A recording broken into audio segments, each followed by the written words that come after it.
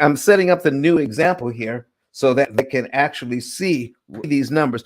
All right. And so we're putting this on the screen right now.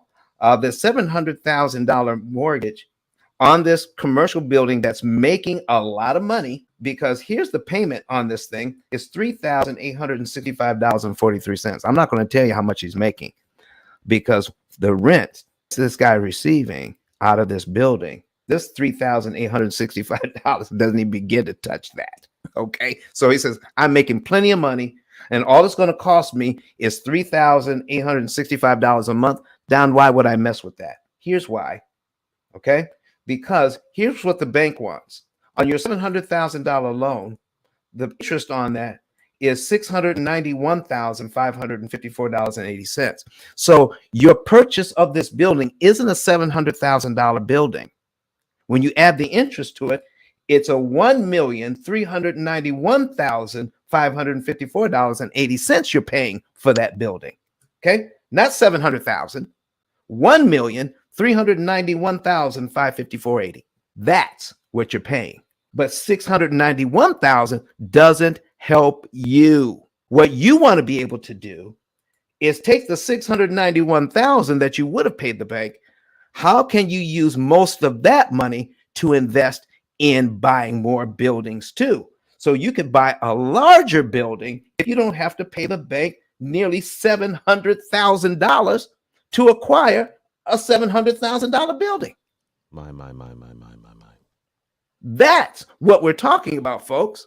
Why give this money away when you don't have to? So what are we saying? Here's what it really means. 98.794%. 98% of what you borrowed, the bank wants you to pay back in interest, all because we're not paying attention? That doesn't make sense. Watch what happens here. On the very first payment, $802.93 pays down the loan. Look how much money goes to the bank. $3,062.50. That's how much money the bank is making on this building.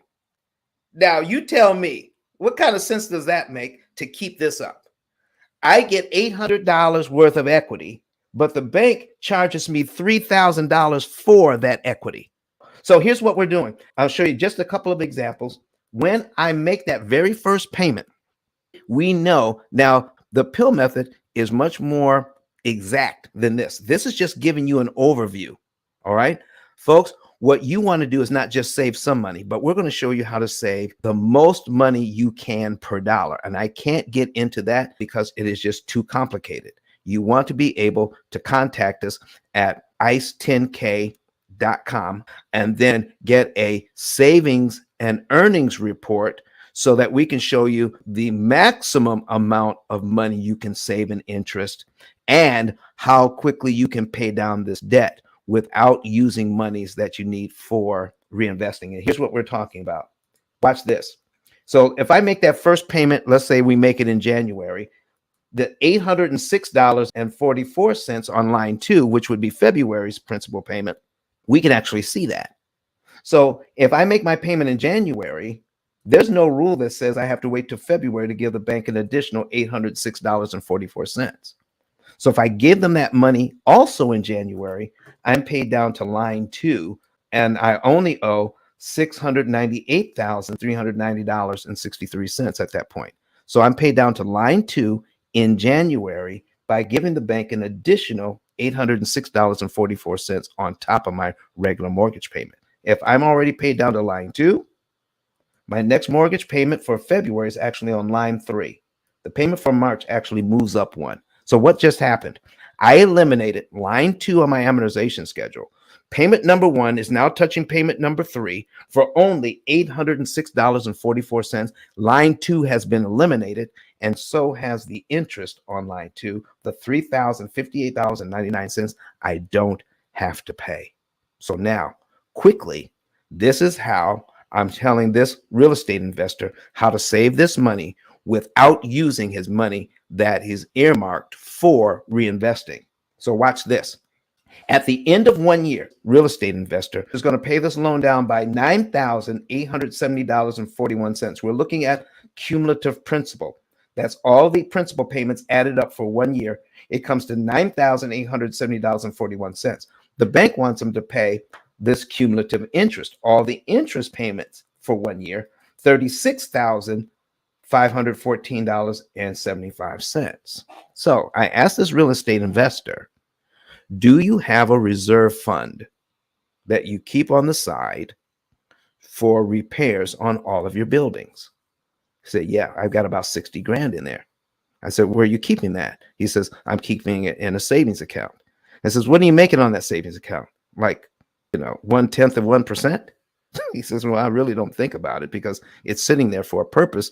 I need that money in case something goes wrong, but it's there in the bank, safe in the bank. I said, okay, here's what I want to ask you. You're going to have to pay this $9,870.41. You're going to have to pay it because that's the money you borrowed. Let me ask you, do you have to pay it in 12 monthly installments? Or could you go to the bank where you've got 60 grand sitting in the bank making 1/10 of 1%? Could you borrow from your bank account $9,870.41 and apply it on line 1 of this amortization schedule and be paid down to line 12 in just 1 month? So here's what we're talking about, folks. When he realized that he could give the bank $9,870.41 in 1 month, get paid down to line 12 as amortization schedule, it would save him $33,491.75 in interest he does not have to pay. Now, we're not talking about new money. We're talking about the same money he would have to give the bank over 12 months, but it would cost him $36,514 to do it the bank's way. Borrow money from your savings account, apply it to this loan, and save 33 grand in interest. So I asked him, now that you know this, can you justify now paying out $46,000, $46,000 of your hard-earned dollars just to get $9,870.41 in potential equity? He said, no, I can't justify that anymore now that I know how to read this thing. See, folks, here's what the bank never wants you to learn how to do. They don't want you to learn how to read this thing, because once you do, you will never pay interest like you're paying it now. So here's the last part of the whole thing. Based on the amount of money that you're putting in your reserve fund, there's a certain percentage that he's putting away in his reserve fund. I said, how long is it going to take you to pay yourself back the $9,870.41? He says, about 3 or 4 months. I said, you can pay yourself back the $9,800 in about 4 months? He says, yeah. I said, then could you then borrow the money from yourself again and drop it on there again and knock off another year and another over 30 grand worth of interest? Folks, this is what we're talking about. There is no reason to give the bank all this money. Real estate investors need to stop. Yes, but Don, real quick though, for the folks that are like, how can I find out what my personal situation would look like, and how can I get in touch with you and your team? Where would they go to do so? All right, listen, go to ICE10K.com. That stands for Interest Cancellation Expert, ICE10K.com. And then you'll find a button that says Get a Savings and Earnings Report. Tap on that button, follow all the instructions, so the program will let you into the form. Then you can fill out the financial data there, and someone from my staff will call you to confirm that data, and you will be able to know the month, day, and year you're debt-free and how much interest you can save. Now, folks, all the information you're getting here on Clubhouse is free. But once you call my office, please don't look for free information. But the small amount of money you have to pay for a consultation, it's going to be well worth it. Okay. So listen, folks, call and get a consultation. All right. And then find out what this can do for you and save yourself hundreds of thousands of dollars. And we'll show you how to reinvest it and turn it into millions. But Don has some valuable information that can contribute to the quality of a person's life. And it only costs you a few dollars. It's his book. Why not get that? I'm going to go through the P.I.L.L method myself with some of my investment properties. So I'm going to link up with Don, and then I'm going to sit down with him, show him my investment portfolio, and see how I can eliminate interest.